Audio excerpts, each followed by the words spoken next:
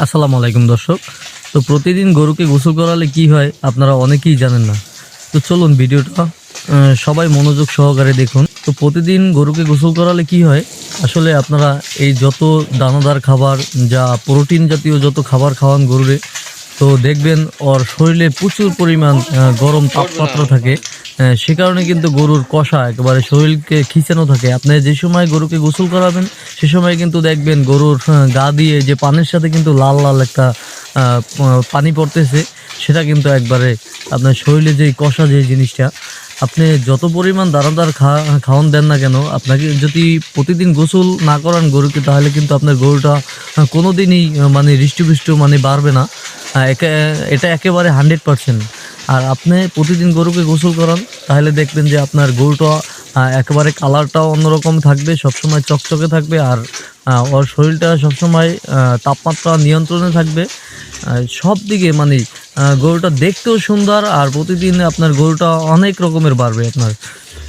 তাহলে আপনি যারা অনেকে মনে করেন যে শীতের দিনে গরু গোসল করালে সমস্যা, তো তাদেরকে বলবো আপনারা যে শীতের দিনে যারা গোসল না করান, আপনি দেখবেন যে এক সপ্তাহ যদি আপনার গরুকে গোসল না করান, তাইলে আপনার গরুটা কিন্তু একেবারে দেখবেন যে ওর শীতে কাবু হয়ে গেছে। আর যদি আপনি একদিন পর একদিনও করান, তাইলেও দেখবেন যে আপনার গরুটা কিন্তু একেবারে পুরো ফ্রেশ কন্ডিশনে থাকে, আর ওর প্রস্রাবটা একেবারে লাল হবে না।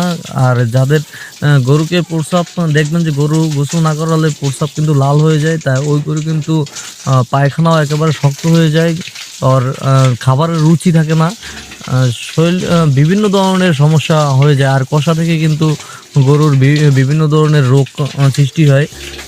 তো আমরা প্রতিদিন গরুকে গোসল করাবো সবসময়, কারণ এই যে গরমের যেই তাপমাত্রাটা, এটাই কিন্তু গরুর আরও বেশি ধরনের সমস্যা করে, কারণ ওর সম্পূর্ণ রুচি একেবারে নষ্ট করে ফেলায় যদি গরমের যেই তাপমাত্রা আর গরুর কষা হয়। তো আমি কিন্তু আমার এই গরুগুলোকে কিন্তু প্রতি দৈনিক গোসল করাই, একেবারে প্রতি দৈনিক। এই যে গরমে, আর শীতের দিন হলো শীতের দিনে আমি হয়তো একদিন পর একদিন গোসল করাই।